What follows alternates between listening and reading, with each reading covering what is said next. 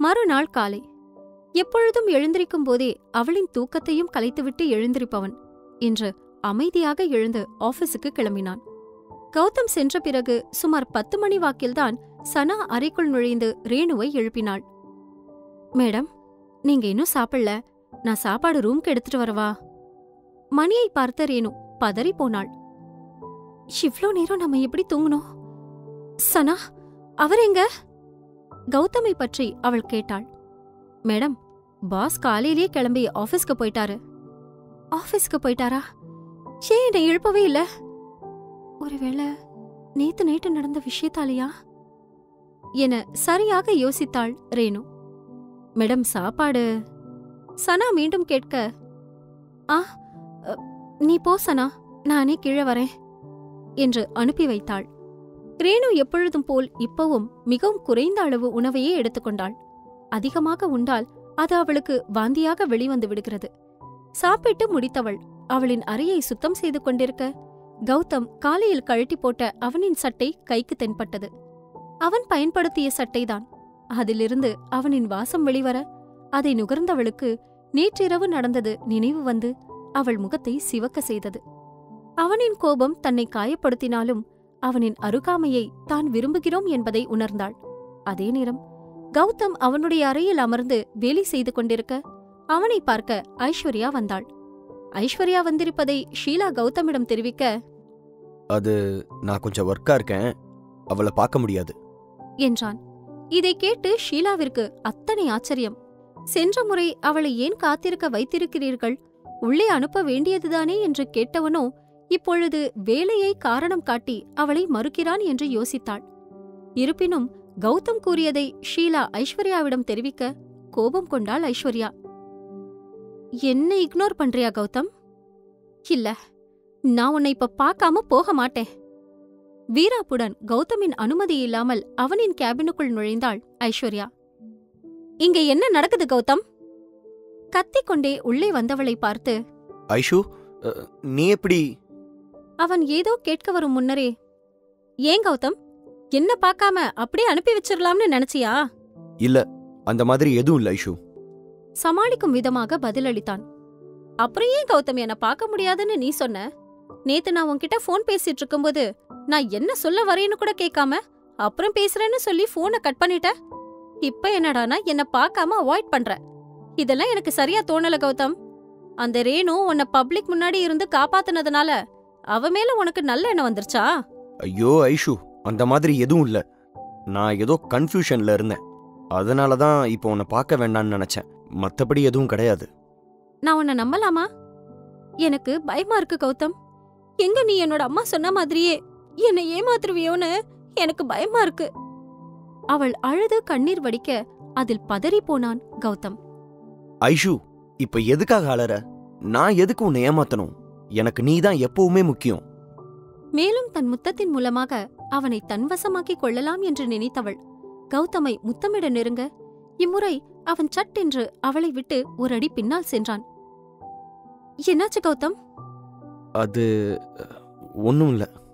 அவன் சமாளித்தான். ஒன்னும் இல்லல்ல, அப்ப வா என்று அவள் மீண்டும் அவனை நெருங்கி அவனின் இதழை தழுவ ஏதோ அருவருக்கத்தக்க ஒன்றை உணர்ந்தது போல் சட்டென்று அவளை பிடித்து பின்னால் தள்ளினான் கௌதம். ஐஸ்வர்யா அதை துளியும் எதிர்பார்க்கவில்லை. ஏன் இப்படி பண்ற? நான் உன்னை கிஸ் பண்றது உனக்கு பிடிக்கலையா? கண்களில் ஏக்கத்துடன் கேட்டாள் ஐஸ்வர்யா.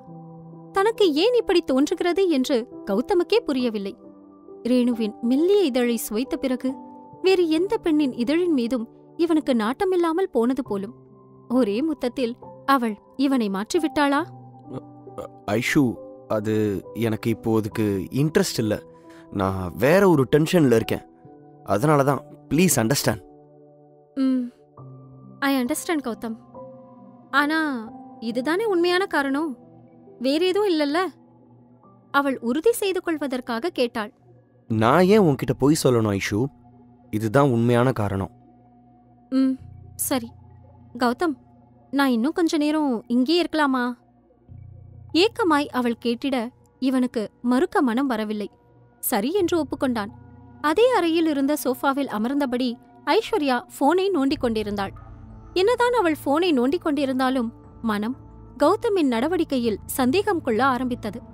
இதை இப்படியே விடக்கூடாது என்று நினைத்தவளுக்கு ஏதோ ஒரு யோசனை பிறந்துவிட சட்டென்று தன் போனிலிருந்து ரேணுவுக்கு ஒரு மெசேஜை அனுப்பினாள். ரேணு, நான் உன்னை பார்க்கணும். நான் இப்போ கௌதமோட ஆபீஸ்ல தான் இருக்கேன். அங்க வந்துரு. துணிகளை கபோர்டில் மடித்து வைத்துக் கொண்டிருந்த ரேணுவின் போனில் நோட்டிபிகேஷன் சத்தம் கேட்க அது யார் என்று எடுத்து பார்த்தாள். ஐஸ்வர்யாவிடமிருந்து மெசேஜ் என்று தெரிந்தவுடன் முகத்தில் அத்தனை சந்தோஷம் தெரிந்தது. ஏனென்றால் அன்று அவளின் பிறந்த நாளில் நடந்த சம்பவத்திற்கு பிறகு எத்தனையோ முறை ரேணு ஐஸ்வர்யாவிற்கு அழைத்திருக்கிறாள். ஆனால் ஒருமுறை கூட ஐஸ்வர்யா இவளின் காலை அட்டன் செய்ததே இல்லை. இப்பொழுது தன் தோழியிடம் இருந்து மெசேஜ் வந்திருக்க பூரித்து போனவள் அவள் மெசேஜில் தெரிவித்தது போலவே அவளை பார்க்க கௌதமின் ஆபீஸிற்கு கிளம்பி வந்தாள். ரேணு ஆபீஸிற்குள் நுழைய அவளை பார்த்தாள் ஷீலா. உஷுஷோ, ரேணு மேடம் எங்க இங்க வராங்க? ஏற்கனவே உள்ள ஐஸ்வர்யா மேடம் இருக்காங்களே. என்னதான் கௌதமின் திருமணம் ஒரு வலுக்கட்டாயமான திருமணம் என்று வெளி உலகத்திற்கு தெரியாமல் இருந்தாலும் அவனை நெருங்கிய அனைவருக்கும் கௌதம் ஐஸ்வர்யாவை விரும்பியது நன்றாகவே தெரியும். மேடம், நீங்க எங்க என்று ஷீலா கேட்க, அது எனக்கு ஐஷு மெசேஜ் பண்ணா. கௌதமோட கேபின்ல இருக்கிறதா சொன்னா. அவளை பார்க்கத்தான் வந்தேன். ஷீலாவிற்கு விளங்கவில்லை. பிரச்சனையாகாமல் இருந்தால் சரி என்று மட்டுமே நினைத்தாள். ஆனா மேடம், கௌதம் சார் இப்போ ஒரு மீட்டிங்ல இருப்பாரு. இந்த நேரத்துல அவரை டிஸ்டர்ப் பண்ணா கண்டிப்பா அவருக்கு கோபம் வரும். கௌதமின் கோபம் பற்றி அறிந்து ஷீலா எடுத்துரைத்தாள். ஆனா ஐஷு என்ன வர சொன்னாளே. சரி, நான் ஒரு தடவை மறுபடியும் ஐஷுவுக்கு மெசேஜ் பண்ணி பார்க்கறேன். ரேணு ஐஸ்வர்யாவிற்கு மெசேஜ் செய்தாள். ஆனால் அந்த மெசேஜிற்கு எந்த ரிப்ளையும் வரவில்லை. மேடம், நீங்க இங்கே இருங்க. நான் வேணும்னா போய் சார்கிட்ட கேட்டுட்டு வரேன். இல்ல ஷீலா, வேண்டாம், நானே பாத்துக்கிறேன். எப்படியும் ஐஷு என்ன வர சொல்லியிருக்கானா, கண்டிப்பா அது ஏதாவது முக்கியமான விஷயமா தான் இருக்கும். கௌதம் திட்டுனா நான் பாத்துக்கிறேன். நீங்க இங்கே இருங்க.